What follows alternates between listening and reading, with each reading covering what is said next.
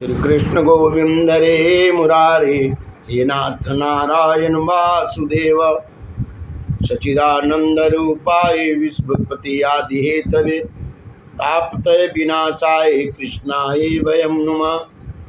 श्री कृष्ण गोविंद रे मुरारे हे नाथ नारायण वासुदेव।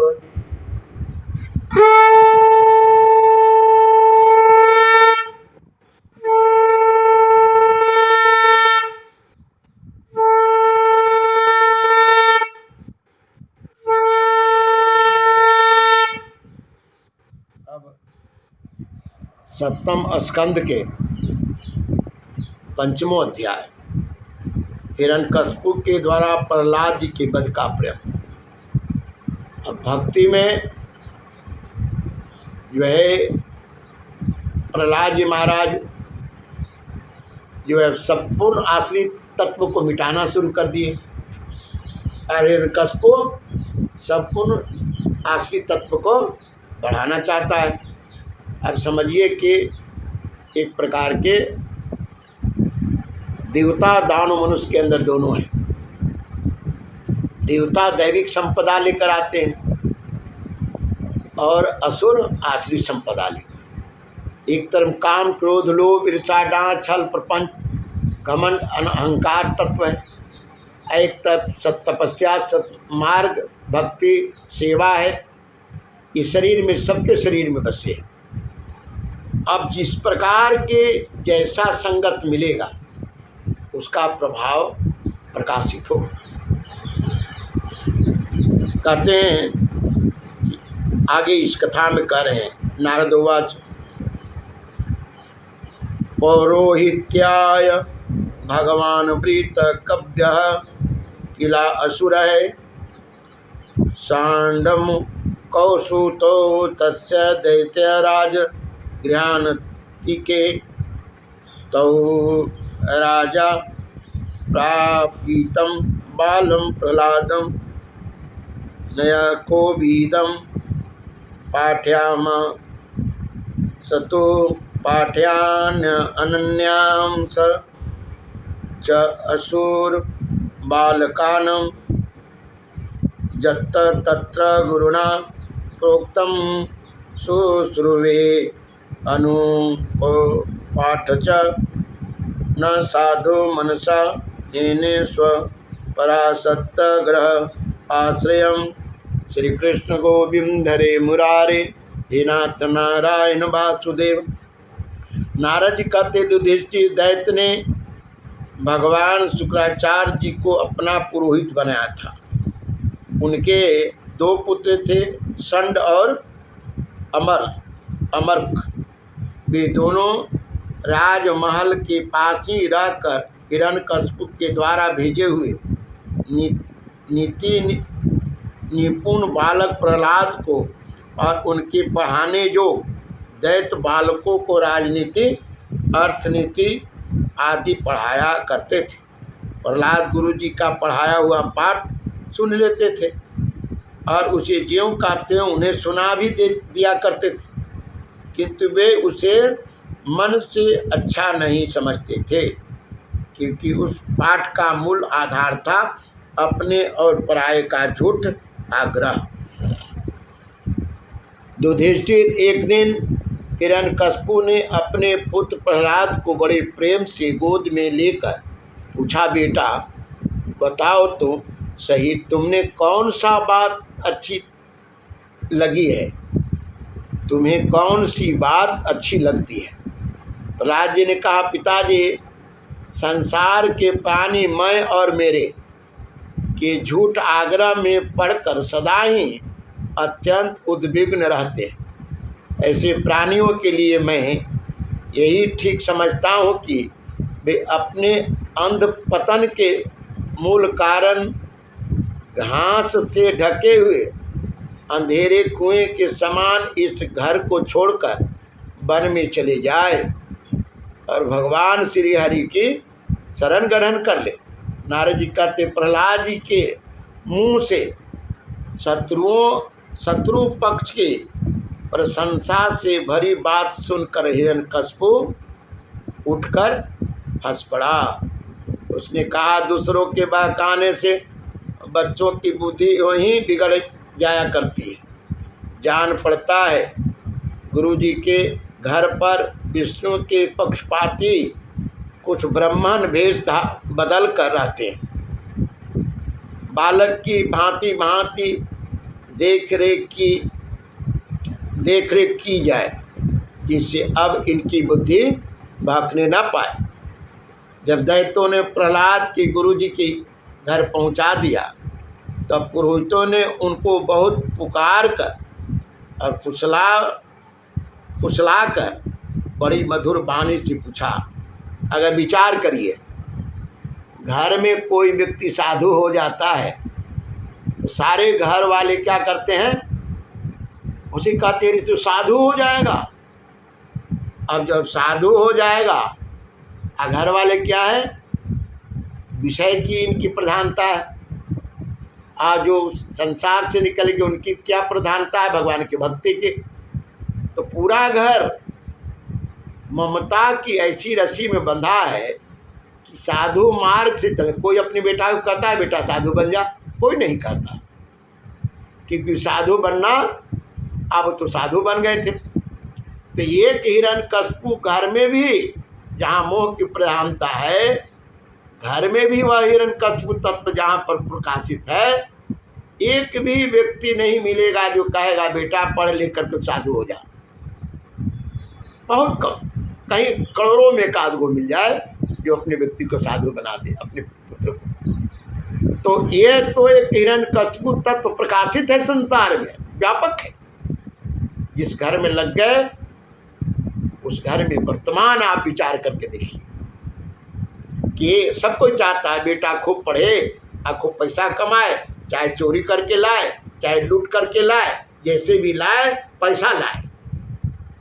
अब उसका परिणाम तो बेटा को भोगना पड़ेगा, क्योंकि आयु बीतने के बाद जो पाप करेगा वो पाप का फल तो चाहे करोड़ों का महल बना दे, अरबों का संपत्ति बना दे, लेकिन जो बनाया अन्याय से, वो अन्याय का धन क्या तो भोग पाएगा? मरते दम तक तो पाप करके कमाने में रह गया, और कमाने के बाद जब शरीर छूटेगा तो हाय धन लगा रहेगा। तब कुत्ता शरीर में जाएगा, गधा शरीर में जाएगा, उसके दरवाजे पर जन्म मिलेगा मोह करके, तो तुमको झूठे रोटी मिलने वाला है, तुमको कुछ मिलने वाला नहीं है।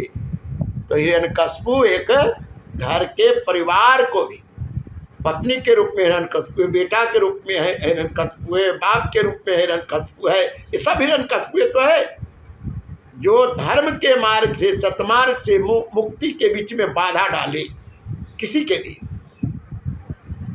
जब दैत्यों ने प्रहलाद को गुरु जी के घर पहुंचा दिया, तब पुरोहितों ने उनको बहुत पुचकार कर और फुसला कर बड़ी मधुर वाणी से पूछा, बेटा प्रहलाद तुम्हारा कल्याण हो, ठीक ठीक बतलाना, देखो झूठ ना बोलना, या तुम्हारी बुद्धि उल्टी कैसे हो गई है? और किसी बालक की बुद्धि तो ऐसी नहीं हुई है। कुरुनंदन प्रहलाद बताओ तो बेटा, हम तुम्हारे गुरुजन या जानना चाहते कि तुम्हारी बुद्धि स्वयं ऐसी हो गई है या किसी ने सचमुच तुमको बहका दिया है?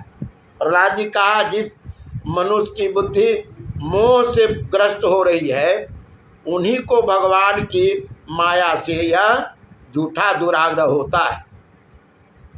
ऐसा देखा गया है कि यह अपना मैं, यह अपना है और यह पराया। इन मायापति भगवान को मैं नमस्कार करता हूँ, वे भगवान ही अब कृपा करते हैं। अब मनुष्यों की पाशविक बुद्धि नष्ट होती है एवं पशु बुद्धि के कारण ही तो यह मैं हूँ और यह मुझसे भिन्न है। इस प्रकार झूठा भेदभाव पैदा होता रहता है। वही परमात्मा या आत्मा है। अज्ञानी लोग अपने और पराये का भेद करके उसी का वर्णन किया करते हैं। उनका न जानना ही ठीक उनका न जानना भी ठीक नहीं, उनका न जानना भी ठीक ही है, क्योंकि उसके तत्व को जानना बहुत कठिन है। और ब्रह्मा आदि बड़े वेदज्ञ और उनके विषय में मोहित हो जाते हैं। वही परमात्मा आप लोग के शब्दों में मेरी बुद्धि बिगाड़ रहा है। गुरुजी, जैसे चंबुक के पास लोहा स्वयं खींच आता है, वैसे ही चक्रपाणी भगवान की स्वच्छंद इच्छा शक्ति से मेरा चित्त भी संसार से अलग होकर उनकी ओर बराबर खींचा जाता है। नारद जी कहते हैं, परम ज्ञानी प्रहलाद अपने गुरु जी के इतना कहकर चुप हो गए। पुरोहित बेचारे राजा के सेवक एवं पराधीन थे, वे डर गए। उन्होंने क्रोध से प्रहलाद को झिड़क दिया और कहा, अरे कोई मेरा वेद तो लाओ, यह हमारी कृति में कलंक लगा रहा है। इस दुर्बुद्धि कुलांग को ठीक करने के लिए चौथा उपाय दंड ही उपयुक्त होगा। दैत्य वंश के चंदन वन में यह कांटेदार बबुल कहाँ से पैदा हुआ? कैसा गुरु जी के ज्ञान है? जैसे आँख में कोई अंगुली डाल दे तो चंद्रमा दो नजर आते, रतौंधी हो जाए तो पीला लगता है चंद्रमा। अगर कोई व्यक्ति नाव पर बैठा है तो लगता है कि संसार चल रही है और मैं अस्थिर हूँ। तो जब प्राणी के ऊपर काम, मद, लोभ, ईर्षा और अधर्म हावी हो जाता है, क्योंकि जब धर्मात्मा गुरु जी है ना, गुरु जी डर से अगर धर्म की शिक्षा दे तो गुरु जब धर्म से शिक्षा देगा तो धर्म के नाश तो ही करेगा। तो गुरु जी हिरण्यकश्यप के कारण क्या थे? डरे हुए थे। डर से हिरण्यकश्यप के इच्छा के अनुसार शिक्षा देते थे। कहते, जो विष्णु इस वन की जड़ काटने में कुल्हाड़ी का काम करते हैं, यह नादान बालक उन्हीं के बेट बन रहा है, सहायक हो रहा है। इस प्रकार गुरुजी ने तरह तरह के डांट डपट कर प्रहलाद को धमकाया और अर्थ, धर्म एवं काम संबंधी शिक्षा दी। कुछ समय के बाद जब गुरुजी ने देखा कि प्रहलाद ने साम, दान, भेद और दंड के संबंध की सारी बातें जान ली है, तब वे उन्हें उनकी माँ के पास ले गए। माता ने बड़े लाड़ प्यार से उन्हें नहला धुला कर अच्छी तरह गहने कपड़ों से सजा दिया। इसके बाद वे उन्हें हिरण्यकश्यप के पास ले गए। प्रहलाद अपने पिता के चरणों में लौट गए। हिरण्यकश्यप ने उन्हें आशीर्वाद दिया और दोनों हाथों से उठाकर बहुत देर तक गले से लगाए रखा। उस समय दैत्यराज का हृदय आनंद से भर रहा था। युधिष्ठिर हिरण्यकश्यप ने प्रसन्न मुख से प्रहलाद को अपनी गोद में बैठाकर उनका सिर सूंघा। उनके नेत्रों से प्रेम के आंसू गिरकर प्रहलाद के शरीर को भिगोने लगा। उसने अपने पुत्र से पूछा, हिरण्यकश्यप ने पूछा, चिरंजीवी बेटा प्रहलाद, इतने दिन में तुमने गुरु जी से जो शिक्षा प्राप्त की है उसमें से कोई अच्छी सी बात हमें सुनाओ। प्रहलाद जी ने कहा, पिताजी, विष्णु भगवान की भक्ति के 9 भेद हैं। भगवान के गुण, लीला, नाम आदि का श्रवण, उन्हीं का कीर्तन, उनके रूप, नाम आदि का स्मरण, उनके चरणों की सेवा, पूजा अर्चा, वंदना, दास सख्य एवं आत्मनिवेदन। यदि भगवान के प्रति समर्पण के भाव से यह 9 प्रकार की भक्ति की जाए तो मैं उसी को उत्तम अध्ययन समझता हूँ। प्रहलाद जी की यह बात सुनते ही क्रोध के मारे हिरण्यकश्यप की ओट फड़कने लगे। उसने गुरुपुत्र से कहा, रे नीच ब्राह्मण, यह तेरी कैसी करतूत है? दुर्बुद्धि, तूने मेरी कुछ भी परवाह न करके इस बच्चे को कैसी निस्तार शिक्षा दे दिया है। अवश्य ही तू हमारे शत्रुओं के आश्रित है। संसार में ऐसे दुष्टों की कमी नहीं है जो मित्र का बाना धारण कर छिपे छिपे शत्रु का काम करते, तो तुमने उनकी कलाई ठीक वैसे ही खुल जाती है जैसे छिप कर पाप करने वालों का पाप समय पर रोग के रूप में प्रकट होकर उनकी पोल खोल देता है। गुरुपुत्र ने कहा, इंद्र शत्रु, आपका पुत्र जो कुछ कह रहा है वह मेरे या और किसी के बहकाने से नहीं कह रहा है। राजन, या तो इसकी जन्मजात स्वाभाविक बुद्धि है। आप क्रोध शांत कीजिए, व्यर्थ में हमें दोष न लगाए। नारद जी कहते, युधिष्ठिर, जब गुरुजी ने ऐसा उत्तर दिया तब हिरण्यकश्यप ने फिर प्रहलाद से पूछा, क्यों रे? यदि तुम्हें ऐसी अहित करने वाली खोटी बुद्धि गुरुमुख से नहीं मिली तो बता कहाँ से प्राप्त हुई। श्री कृष्ण गोविंद हरे मुरारी हे नाथ नारायण वासुदेव। प्रहलाद जी ने कहा, पिताजी, संसार के लोग तो पिसे हुए को पिस रहे हैं, चबाए हुए को चबा रहे हैं। उनकी इंद्रियां बस में न होने के कारण वे भोगे हुए वस्तुओं को फिर भोगने के लिए संसार रूप घोर नरक की ओर जा रहे हैं। ऐसे गृह आसक्त पुरुष की बुद्धि अपने आप किसी के सिखाने से अथवा अपने ही जैसे लोगों के संग से भगवान श्री कृष्ण में नहीं लगती। जो इंद्रियों से दिखने वाले बाह्य विषयों का परम इष्ट समझकर मूर्खता बस अंधों के पीछे अंधों की तरह गड्ढे में गिरने के लिए चले जा रहे, और वेदवाणी रूप रस्सी के काम कर्मों के दीर्घ बंधन में बंधे हुए उनकी यह बात मालूम नहीं कि हमारे स्वार्थ और परमार्थ भगवान विष्णु ही हैं। उन्हीं की प्राप्ति से हमें सब पुरुषार्थों की प्राप्ति हो सकती है। जिनकी बुद्धि भगवान के चरण कमलों का स्पर्श कर लेती है, उनके जन्म मृत्यु का अनर्थ का सर्वथा नाश हो जाता है। परंतु जो लोग अकिंचन भगवत प्रेमी महात्माओं के चरणों की धूल में स्नान नहीं कर लेते, उनकी बुद्धि काम कर्मों का पूरा सेवन करने पर भी भगवत चरणों का स्पर्श नहीं कर सकती। प्रहलाद जी इतना कहकर चुप हो गए। हिरण्यकश्यप ने क्रोध के मारे अंधा होकर उन्हें अपनी गोद से उठाकर भूमि पर पटक दिया। प्रहलाद जी की बात तो वह सह न सका। रोष के मारे उसके नेत्र लाल लाल हो गए।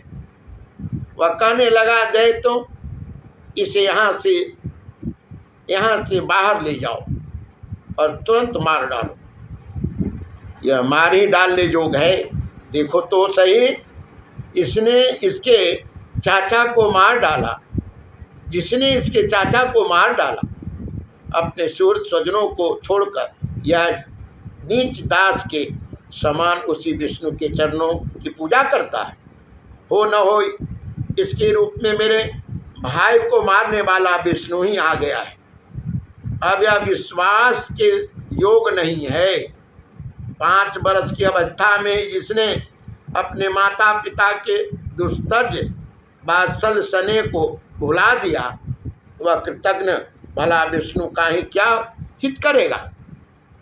कोई दूसरा भी यदि औसत के समान भलाई करे तो वह एक प्रकार के पुत्र ही है, पर यदि अपना पुत्र भी अहित करने लगे तो रोग के समान ही वह शत्रु है।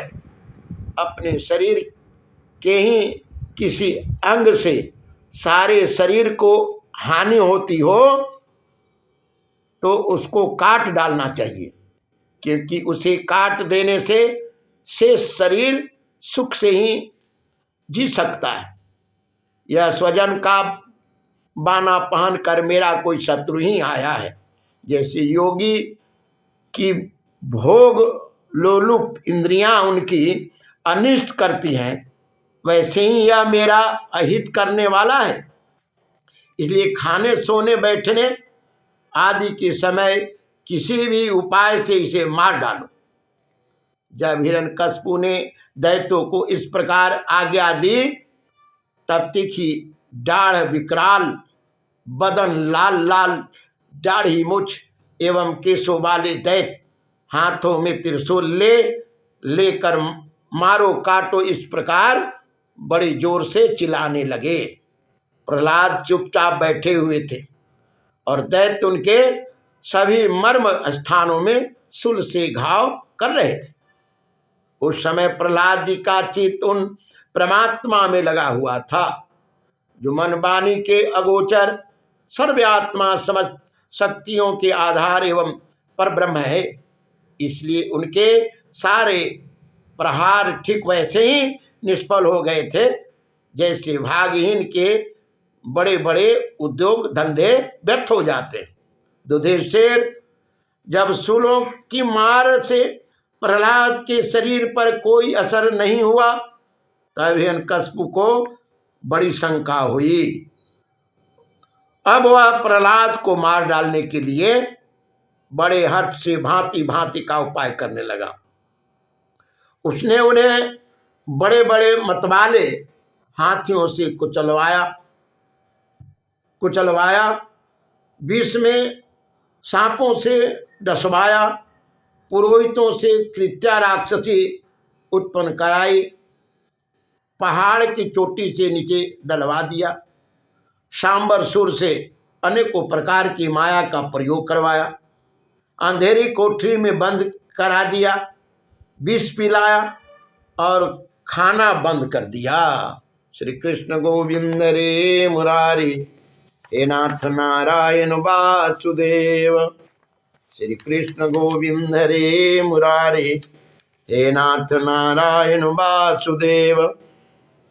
बर्फीली जगह दहकती हुई आग और समुद्र में बारी बारी से डलवाया, आंधी में छोड़ दिया तथा पर्वतों के नीचे दबा दिया, परंतु इनमें से किसी भी उपाय से वह अपने पुत्र निष्पाप प्रहलाद का बाल भी बांका न कर सका। अपनी विवशता देखकर हिरण्यकशिपु को बड़ा चिंता हुई। उसे प्रहलाद को मारने के लिए और कोई उपाय नहीं सूझ पड़ा। वह सोचने लगा कि इसे मैंने बहुत कुछ बुरा भला कहा, मार डालने की बहुत सी उपाय किए, परंतु यह मेरे द्रोह और दुर्व्यवहार से बिना किसी को सहायता से अपने प्रभाव से ही बचता गया। यह बालक होने पर भी समझदार है और मेरे पास ही निशंक भाव से रहता है। हो न हो इसमें कुछ सामर्थ्य अवश्य है। वैसे निशेष अपने पिता के करतूत से उनका विरोधी हो गया था, वैसे ही यह भी मेरे किए अपकारों को न भूलेगा। न तो यह किसी से डरता है और न इसकी मृत्यु ही होती है। इसकी शक्ति की था नहीं, अवश्य ही इसने विरोधियों से मेरी मृत्यु होगी, अवश्य ही इसके विरोधियों से मेरी मृत्यु होगी, संभव है न भी हो। इस प्रकार सोच विचार करते करते उसका चेहरा कुछ उतर गया। शुक्राचार्य के पुत्र षंड और अमर्क ने जब देखा कि हिरण्यकशिपु तो मुंह लटकाकर बैठा हुआ है, तब उन्होंने एकांत में जाकर उससे यह बात कही, स्वामी आपने अकेले ही तीनों लोकों पर विजय प्राप्त कर लिया। आपके भवें टेढ़ी करने पर भी सारे लोकपाल कांप उठते। सारे देखने में तो आपके लिए चिंता की कोई बात नहीं है। भला बच्चों के खिलवाड़ों में भी भलाई बुराई सोचने की कोई बात है? भला बच्चों के खिलवाड़ में भी भलाई बुराई सोचने की कोई बात है? जब तक हमारे पिता शुक्राचार्य जी नहीं आ जाते तब तक डर कर कहीं भाग न जाए, इसलिए इसे वरुण के फांसों से बांध रखिए। प्राय ऐसा होता ही कि अवस्था की वृद्धि के साथ साथ और गुरुजी के सेवा से बुद्धि सुधर जाए करती हैं। अवस्था की वृद्धि से साथ साथ और गुरुजनों की सेवा से बुद्धि सुधर जाया करती है। हिरण्यकशिपु ने अच्छा ठीक है कहकर गुरुपुत्र के सलाह मान ली और कहा कि इसे उन धर्मों का उपदेश करना चाहिए जिसका पालन गृहस्थ नरपति किया करते हैं। युधिष्ठिर इसके बाद पुरोहित उन्हें लेकर पाठशाला में गए और क्रमशः धर्म, अर्थ और काम इस तीन पुरुषार्थों की शिक्षा देने लगे। प्रहलाद वहाँ अत्यंत नम्र सेवक की भांति रहते थे, परंतु गुरुजनों की वह शिक्षा प्रहलाद को अच्छी नहीं लगी, क्योंकि गुरुजी उन्हें केवल अर्थ, धर्म और काम की ही शिक्षा देते थे। यह शिक्षा केवल उन लोगों के लिए है जो राग, द्वेष आदि द्वंद्व एवं विषय भोगों में रस ले रहे हैं। एक दिन गुरुजी की गृहस्थी के काम से कहीं बाहर चले गए थे। छुट्टी मिल जाने के कारण समवयस्क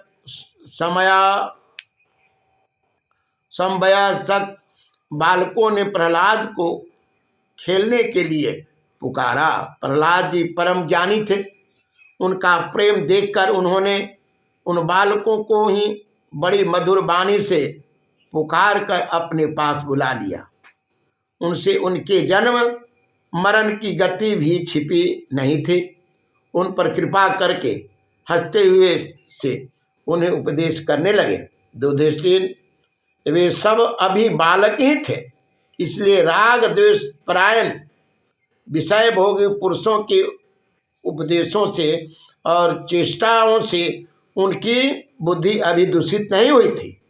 इसलिए और प्रहलाद के बुद्धि अभी दूषित नहीं हुई थी, इसी से और प्रहलाद जी के प्रति आदर बुद्धि होने से उन सबने अपनी खेल कूद की सामग्रियों को छोड़ दिया तथा प्रहलाद के पास जाकर उनके चारों ओर बैठ गए और उनके उपदेशों में मन लगाकर बड़े प्रेम से एकटक उनकी ओर देखने लगे। प्रहलाद भगवान के परम प्रेमी भक्त प्रहलाद का हृदय उनके प्रति करुणा और मैत्री के भाव से भर गया तथा वे उनसे कहने लगे। श्रीमद्भागवते महापुराण ब्रह्मचान संहितायां सप्तम स्कंधे प्रहलाद अनुचरिते पंचमो अध्याय। प्रहलाद जी ने कहा, मित्रों, इस संसार में मनुष्य जन्म बड़ा दुर्लभ है। इसके द्वारा अविनाशी परमात्मा की प्राप्ति हो सकती है, परंतु पता नहीं कब इसका अंत हो जाए। इसलिए बुद्धिमान पुरुष को बुढ़ापे या जवानी का भरोसा नहीं करना चाहिए। बचपन में ही भगवान की प्राप्ति करने की साधना अनुष्ठान करनी चाहिए। इस मनुष्य जन्म में भगवान की चरणों की शरण लेना ही जीवन का एकमात्र सफलता है, क्योंकि भगवान समस्त प्राणियों के स्वामी सुहृद है, प्रीतम है और आत्मा है। भाइयों, इंद्रियों से जो सुख भोगता है वह तो जीव चाहे जिस योनि में जाए वो इंद्रियों का सुख मिलेगा ही प्रारब्ध के अनुसार। सर्वत्र वैसे ही मिलता है जैसे बिना किसी प्रकार प्रयत्न किए हुए निवारण करने पर भी दुख मिलता है। इसलिए सांसारिक सुख के उद्देश्य से प्रयत्न करने की कोई आवश्यकता नहीं है, क्योंकि स्वयं मिलने वाली वस्तु के लिए परिश्रम करना आयु और शक्ति को व्यर्थ ही गंवाना है। जो इनमें उलझ जाता है उन्हें भगवान के परम कल्याण स्वरूप चरण कमलों की प्राप्ति नहीं होती। हमारे सिर पर अनेकों प्रकार के भय सवार रहते, इसलिए यह शरीर जो भगवत प्राप्ति के लिए पर्याप्त है, जब तक रोग शोक मुक्त ग्रस्त होकर मृत्यु के मुख में न चला जाए तभी तक बुद्धिमान पुरुष को अपने कल्याण के लिए प्रयत्न करना चाहिए। जय श्रीमन नारायण, जय श्री कृष्ण, जय श्री हरि।